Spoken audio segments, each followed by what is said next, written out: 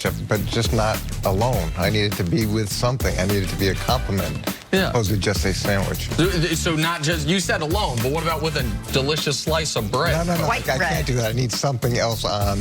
Yeah, I'm going like to tell a y'all burger. now, I grew up with some very humble beginnings. I had some Hope sandwiches. That's where you put a little spread on a couple pieces of bread and hope there's some meat in there and get off into it. It's like that line from European or National Lampoon's Vacations, that real tomato ketchup, Clark. That's a great line, Jim, that we all know exactly what you're talking about. That is a classic.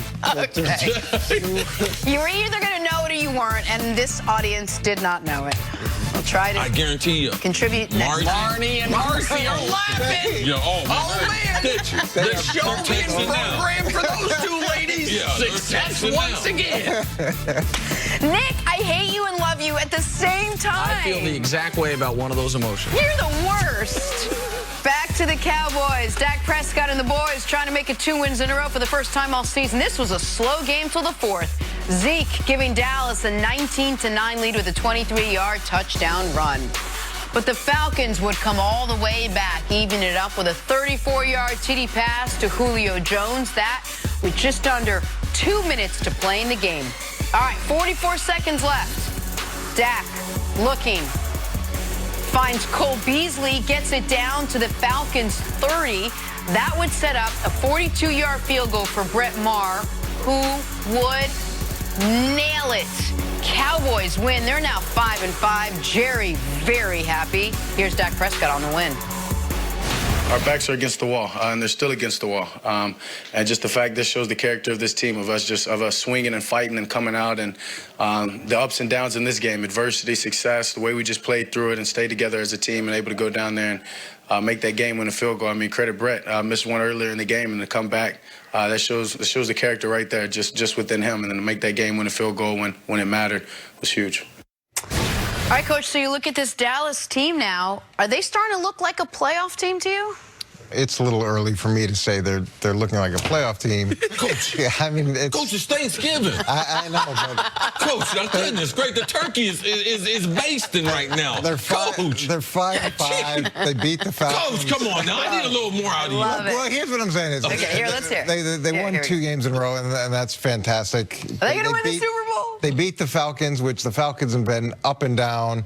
They fortunately are getting Washington at the right time where there's a quarterback change. But look, I'm a fan of Colt McCoy's. I think he's going to do a really good job for the Redskins. I had him in Cleveland, so there's not enough consistency. Amari Cooper has 3 catches for 36 yards. You want to see, I was hoping to see some more progress with the passing game. And look, if Ezekiel Elliott every single game can take over the game and have 200 yards offense, yeah, they could probably sneak in this division. But the consistency just isn't there. If this were the Jacksonville Jaguars and we're the AFC South, we would say this is the exact script.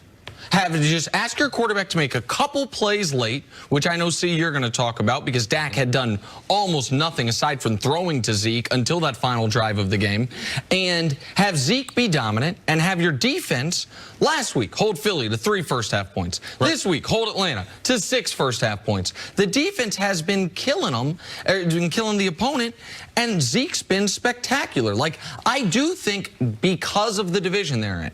Do I think if the question was, are the Cowboys starting to look like a great team? No. But a playoff team? The Giants were cooked a month ago.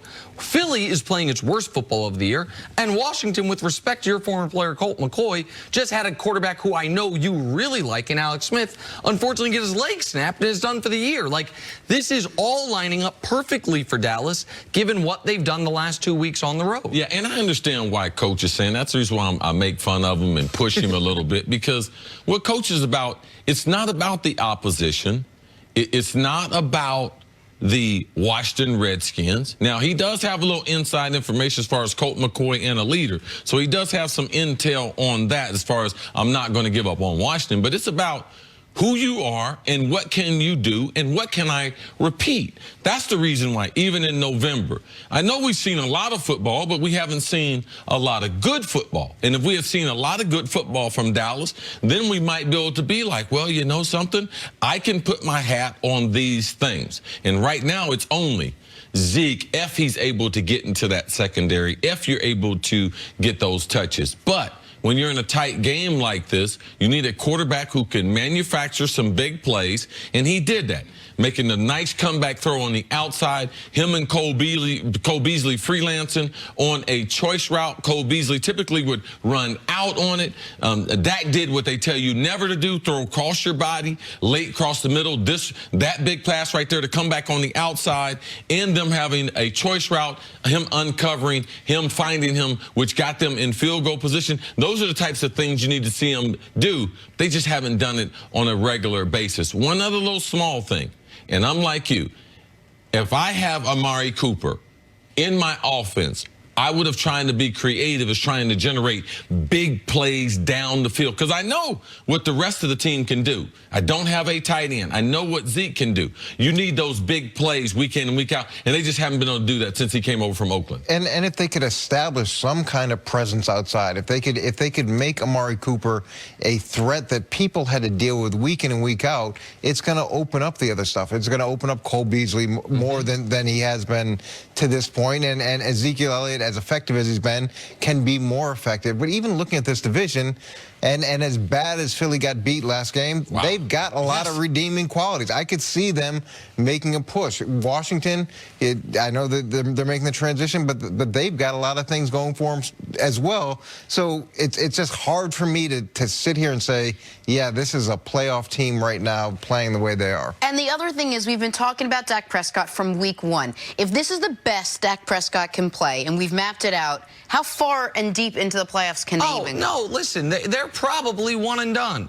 Like, listen, whoever wins the NFC East is going to be the 4 seed. They're going to be playing the best wild card team, and that wild card team probably be a road favorite. Like, the Cowboys do have, in my eyes, one major systemic issue, and that is an incredibly limited quarterback in the year that it's never been easier to play quarterback and more important to have an elite passing game.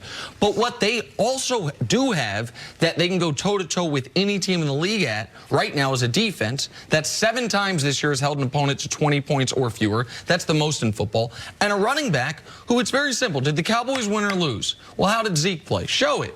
In wins. Oh, that's 165 yards from scrimmage per game on 26 touches. In losses, oh, that's 91 yards from scrimmage on 20 touches. Like, if you have enough time of possession, if you're getting enough first downs to where you can feed Zeke, he can be an absolute difference maker. And so, and I'll give Dak credit. That comeback route you pointed out to Michael Gallup, that's a tough throw. Yes. The play to Cole Beasley, and those are winning plays. It's just frustrating that up until that last drive, Dak had 100 yards passing to wide receivers in the game. In the entire game, he had 129 to wide receivers. Like, that's very difficult to win games in today's NFL with that type of absolutely constricted passing attack. Yeah, and when you're celebrating one throw in a whole game, that to me, it's just hard. It doesn't lend itself to thinking, okay, this is the team that's going to win the division. Coach, thanks so much for hanging out today. I appreciate it. Much appreciated. Coming up, did Ron Rivera blow it for Cam Newton and the Panthers last night? Next on First Things First.